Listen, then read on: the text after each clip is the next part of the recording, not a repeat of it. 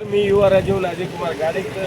आदिवासी विद्यार्थ्यांचं बेमुदत साखळी उपोषण या ठिकाणी खूप मोठ्या प्रमाणात दिसून येत आहे. विद्यार्थ्यांवर काय पद्धतीने कशा पद्धतीनं अन्याय झाला आणि काय मागण्या आहेत प्रामुख्याने, आणि लागलीच यांनी साहेबांना आज वार्ता केली, अशोकराव साहेबांना वार्ता केली. तर फोनमध्ये बोलणे काय म्हणणं आहे साहेबांचं पण विचारून घेऊ. सर नमस्कार. नमस्कार.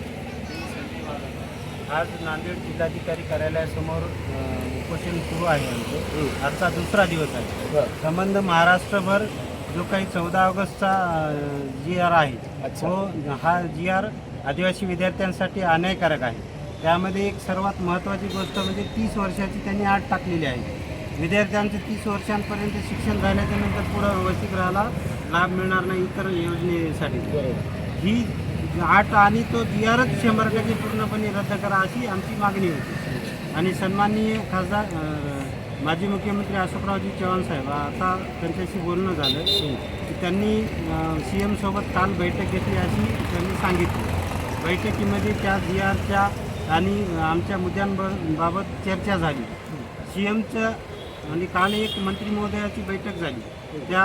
त्यांनी काय केले की त्या GRवर स्थगिती दिली. आम्हाला स्थगिती नको आहे, पूर्णपणे GR रद्द झाला पाहिजे अशी आमची मागणी आहे. प्रामुख्याने विशेष मागणी किंवा त्याच्यामध्ये वयमर्यादा 30 असलेली किती पाहिजे, अपेक्षित काय? नाही 8 नको ना. विद्यार्थी पूर्णपणे रद्द करण्यात यावी. विद्यार्थीच असला पाहिजे हे बाबासाहेबांनी सांगितले. बरोबर. तर तेच आपल्याला पाहिजे ना. जे काय आपल्याला शिकायचं असेल तर ते मलेपर्यंत शिकायला आलं पाहिजे. अजून प्रामुख्याने दुसरं काही नांदेड शहरामध्ये 1000 क्षमतेचं वसतिगृह व्हावं हे 2014 पासून आम्ही मागणी करत आहोत. जर समजा तुमच्या मागण्या जर काही कारणास्तव हे झाल्या तर तुमचं पुढील काय हे राहील?